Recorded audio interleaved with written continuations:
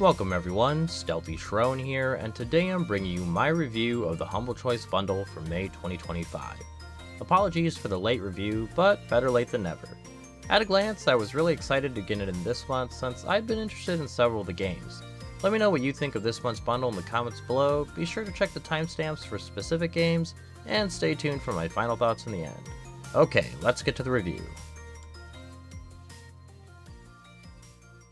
Starting off the bundle is Corpse Keeper, a fighting game roguelite. And fighting is probably not really accurate, but it's what it reminds me of. The store page actually doesn't use those words, but the presentation looks similar to something like Street Fighter. However, Corpse Keeper doesn't have any complicated combos you need to remember. Instead, you need to dodge, parry, and chain together attacks in each fight. Each character, or corpse, has different attacks that can change during a run, and the characters themselves can be created in between levels, which allows for experimentation, but also keeps things fresh because you can't always rely on the same set of fighters throughout a run. In order to make these corpse fighters, because you're some sort of necromancer if that wasn't obvious, you need to collect bones from beaten enemies, so each run will net you specific enemy bones along with other items that could be used to bolster your already made fighters or allow you to make more. The game has a unique concept, but man, is it rough around the edges. I found the UI to be rather unintuitive, and the game doesn't really do a good job to explain concepts, or even the story. The game immediately starts, as in before even reaching the main menu, with a bunch of lore slides with spelling errors, and then you start the game thrown into everything with a minimal tutorial. A lot of the time, I wasn't really sure what I was doing, but I did start getting the hang of things. However, I'd say only give this one a go if you're interested in the concept, otherwise I don't think it's worth the time. Ultros is a Metroidvania set in a weird world and is immediately striking with its vibrant colors and psychedelic art.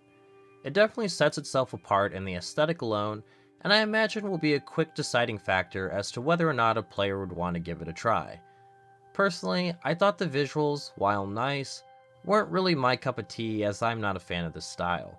Not to mention, I also felt some things were visually hard to read at times because of the explosion of color on the screen. As Metroidvanias go, there's a good bit of platforming and combat. One important aspect Ultros brings to the combat is the chance to eat your enemy's remains after a fight. This provides various nutrients that could be spent on upgrades for the player. However, in order to get the best meals, you need to perform the fights well, as in don't get hit, and perform various attacks to get that perfect cut of meat. It was a decent way to encourage experimentation, as well as push that risk versus reward thinking. The story is fairly abstract, and as the player, you probably won't understand what the heck is going on. Or at least I didn't. Funny enough, it reminded me of Grime, which was a Metroidvania we got a couple years back. Ultimately, my thoughts on Ultros are about the same. It seems like a fun game, but the setting and world building just feels too loose for me to want to keep playing the game. In an attempt to attract Star Wars fans for May the 4th and Revenge the 5th, we're given Star Wars Bounty Hunter, an older title remastered for modern audiences. Sorta. The graphics get a glow up from the original, but obviously still look dated by today's standards, or even standards of 10 years ago. Some of the areas feel a bit empty. That reminded me of Knights of the Old Republic, which came out around the same time, so I guess I'm okay with it. However, the changes seem to extend no further than the graphics, which for purists who really love the original, that's not an issue. For all others, I imagine this game will only be for the ones who want to experience the Jango Fett story, or for those who are okay with playing older games. The platforming is a product of its time, and I could see it getting frustrating, although I didn't have that many issues with it, especially once you get the jetpack. Combat felt easy and punishing at the same time. The enemy AI was rather stupid, and it became easy to line them up and shoot them dead, although if you're in a larger area, then you could drop health fast if you're not careful. There's a secondary objective in all the levels which revolves around other bounty hunts outside of the main mission. On paper, I think this is great. In practice, I thought it was tedious. Some of these marks will be standing around and you could just scan them to see if they're wanted and then capture them. However, there are several others who are grouped with other combatants. The thing is you can't actually capture a mark, alive or dead, unless you scan them and officially mark them first. So if they die in a firefight, tough luck. Although that means you need to pull out your scanner when you immediately enter a fight every time, which is annoying. I'm unsure if I would come back to this or not, but I think it's worth recommending for Star Wars fans, especially those wanting a story that doesn't directly revolve around the Jedi. Next up is Eiyuden Chronicle 100 Heroes, which is a JRPG inspired by the classics, with the Suikoden series being a key inspiration. I never played any of them besides one on the Nintendo DS, and I really can't even remember it anymore. However, one of the big things about those games is the sheer amount of playable characters you'll have access to throughout the game. And obviously, Eiyuden Chronicle is no different, as they decided to place the feature in their subtitle. My issue with the numerous characters in a game, which is a problem I tend to see in a lot of JRPGs, is that so many characters are one note and barely fleshed out beyond a personality that could be summed up in 1 or 2 words and some nice portrait art. And while I was only in the first hour or so with the game, that was more or less what I saw with just about every character, except for maybe Sane, the serious lieutenant. The story itself felt derivative, but I feel this is common in the JRPG space, and the good ones anyway, get more interesting the further you play. The combat is turn-based and each character has access to unique spells or skills. There are additional things like combo attacks from certain heroes and paying attention to the turn order of allies and enemies. I think I'm too early in the game for it to be interesting, as I didn't really feel there was much strategy, even in the one boss fight I had. The game does have an auto battle option, which is nice, but also a bit odd that the game gives an escape to the combat, which you would expect to be the fun part of the game. Then again, I've played my share of Final Fantasy to know that a feature like that is almost a must in a JRPG. Anyway, I think there's something here worth checking out. I'm just not sure how long I'd personally stick with it myself. I figured it was only a matter of time before we'd get Shadow Gambit: The Cursed Crew, as we received all of Mimi Games' stealth action catalog, being the Shadow Tactics games and Desperados 3. I still haven't gotten around to playing any of those games despite their obvious high quality and fun stealth mechanics. However, I still feel a bit sad that we'll never see anything more from such an obviously talented studio, as Shadow Gambit was their last game before shutting down. And they seem to have made a great game for their last go of it. For any who have played those aforementioned games, then they'll be a lot familiar here. You have a cast of different characters, all with their own abilities. You have to use these to sneak around and eliminate guards in order to complete the objective. Getting caught, and possibly, more than likely, getting killed is all part of the process. So save scumming is something completely normal and encouraged in this game. In fact, this time around it's built right into the lore, being an ability of the mystical pirate ship Red Marley. Luckily, saving and loading is really quick, so this is something that should definitely be done unless you're some sort of stealth gaming god.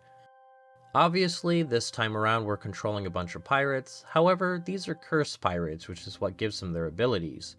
There's an obvious quest for treasure, since this is a pirate game after all, with an antagonistic group known as the Inquisition that hunts down these abominations, aka your crew.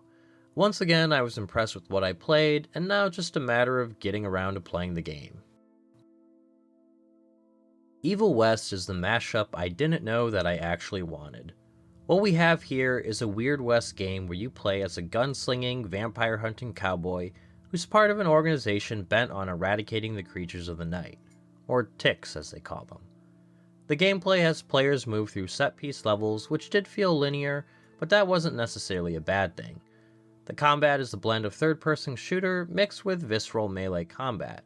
You have to use your skills and firearms, combo melee attacks, and use the environment to your advantage to get through each fight. It's fun, fast-paced, and was really satisfying when I got into the rhythm of a fight. While I didn't get far enough in the story, I did like what I saw. It may not be anything that unique, but I think Weird West is something not done that much. And specifically cowboys versus vampires? Well, once again, I didn't really know I wanted that until I actually played this game. Evil West was one of those games that I didn't expect much out of, but it was surprisingly a lot of fun for me. The linearity and relatively short runtime, of about 13 hours according to how long to beat, makes this something I could see myself finishing in the near future. Amnesia The Bunker is a game that I was happy to see in the bundle, even after finding out I already owned it. It was a good reminder to try out the game, and I'm fairly certain it will deliver once again. Like many, I enjoyed the first game, Amnesia The Dark Descent, and unlike many, I also enjoyed Amnesia Rebirth, so finally getting around to The Bunker was a treat. What Frictional Games does well in their horror titles is setting a proper atmosphere and creating tension. The Bunker is no different. You play as Henry Clement, a French soldier during World War I. After a harrowing run through a trench, the player finds themselves waking up alone in an expansive bunker. However, since this is a scary game, the horrors of war aren't enough, and instead poor Henry has to be subjected to a creature stalking the halls. While I know most of the hour that I played was largely tutorial, the game did such a good job to set up the feeling of dread that by the time you have free reign of the bunker, you're way too scared to leave the safety of the base area without turning on the lights. And what I mean is that Henry needs to find a way out of the bunker, but in order to do so, players need to scour the various areas and rooms to find materials to help them survive. The caveat is that it's best done with the generator running since the lights scare off the beast. Unfortunately for you, fuel is limited and can only keep the generator running for a short time. This creates a constant feeling of needing to rush back to the generator before it expires. However, at the same time, you need to make progress by finding more items, and of course, the precious fuel. The bunker creates fear-induced fun that I'm looking forward to returning to. The final game of the bundle and the headliner is the Thaumaturge, which is an isometric CRPG.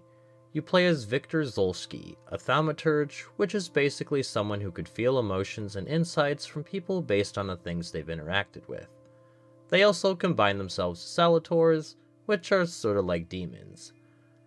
The first part of being a thaumaturge plays well into the detective-like gameplay the game has. I greatly enjoyed discovering clues and trying to piece together what happened.